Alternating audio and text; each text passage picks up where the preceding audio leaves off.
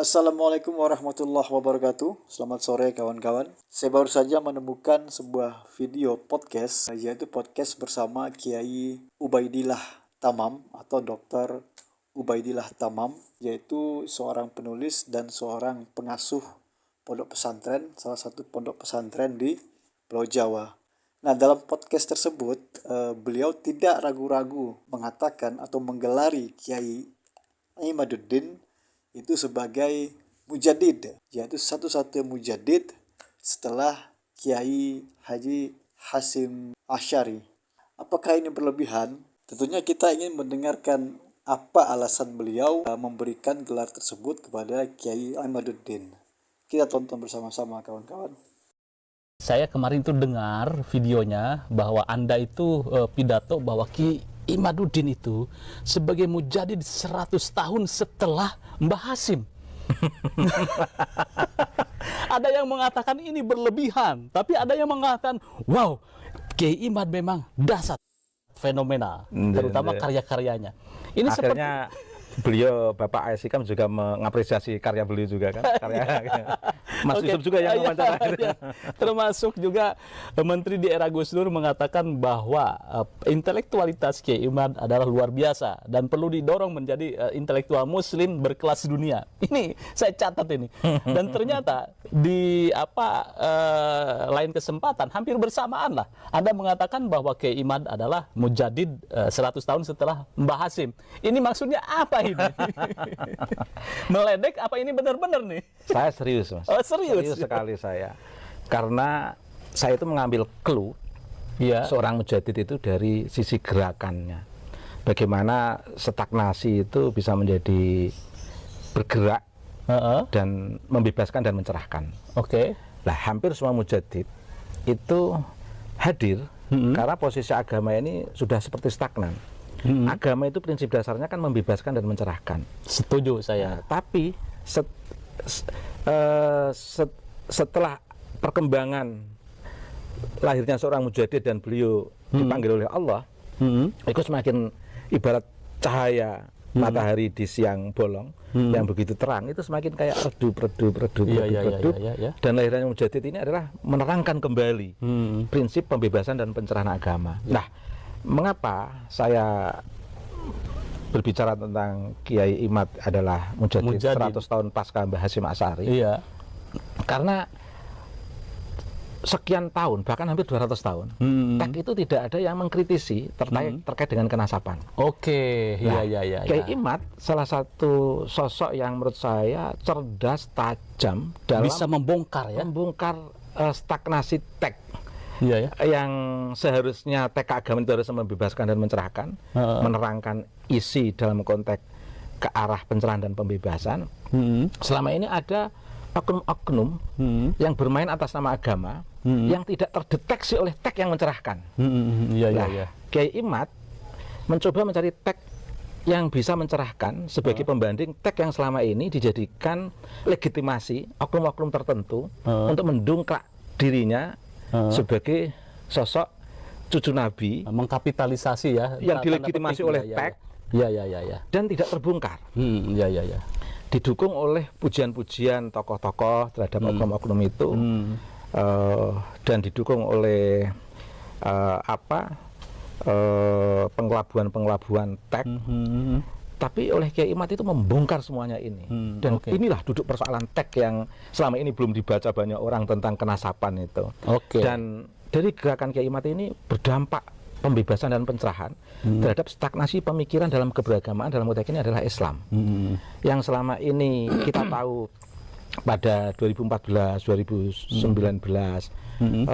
politik identitas itu menggila, hanya dimainkan oleh oknum-oknum tertentu yang menisbahkan diri sebagai cucu Nabi, dan itu pengaruhnya luar biasa terhadap keberagamaan di Indonesia, dan itu tidak terdeteksi, sehingga konflik antara Kiai Nahdlatul Ulama dengan komunitas yang menggunakan background imam besar yang didukung oleh 80% habaib, kalau saya katakan, dan bahkan dalam sejarah KNU-an itu sampai ada Habib yang berani ngeruduk PBNU.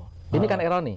Lembaga besar yang diisi oleh ulama besar yang melegitimasi adanya habaib, tapi oleh habaib yang dilegitimasi oleh kiai sampai jamaahnya mencucuk tangan habaib, kan nggak ada pengikut organisasi yang mencium tangan Habib selain NU. Nah iya, warga NU lah ya. Tapi anehnya menggerutuk PBNU. Ini kan ironi sekali. Oke, jadi menurut Anda bahwa inilah Kiai Imad mendekonstruksi gitu kan. Kalau menurut Anda ini mendekonstruksi atau mendelegitimasi gitu ya? Dua-dua, mendekonstruksi, bukan mendelegitimasi, karena memang pada dasarnya teks yang kita sering kali podcast dengan Kiai Imad bahwa teks nasab bahwa Ubaidillah itu putra dari Ahmad Muhajir bin Isa itu tidak tersambung. Kitab itu tidak ada terbaca oleh publik.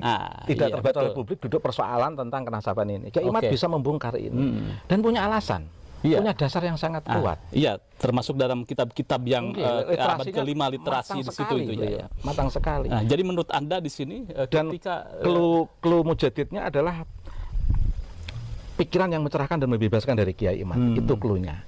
Kalau syarat-syarat mujadid harus paham nahwu sorof, beliau juga paham sastra Arab, beliau juga paham asbabun nuzul, asbabul wurud, beliau juga paham.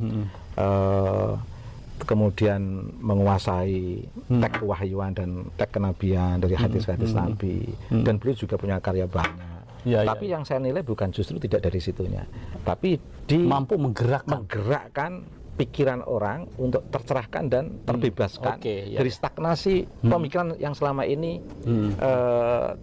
tidak dikira banyak orang. Ternyata ada yang perlu digerakkan dari agama sehingga tidak berkepanjangan muncul konflik keberagamaan. Jadi kalau Anda lihat sosok Kiai Imad menurut Anda sebagai mujadid karena bisa mendekonstruksi pemahaman bahwa Ba'alawi atau habaib yang klan Ba'alawi di sini di Indonesia itu terbuka bahwa masyarakat bahwa nasabnya ini memang dipertanyakan. Nasabnya adalah dikoreksi gitu kan ya. Nah, sampai sekarang itu sehingga persoalan husnudzon itu satu hal, tetapi mempertanyakan kenasaban itu kan hal lain sebenarnya. Betul ya. Husnudzon boleh saja. Sampai sekarang saya masih husnudzon. Habaib itu zuriyah Nabi. Tapi kan bukan berarti kemudian menutup diri sampai kita terbelenggu dengan adanya teks yang belum terbongkar itu. Kemudian Kiai Imad membongkar khasanah itu kan luar biasa, dampaknya luar biasa.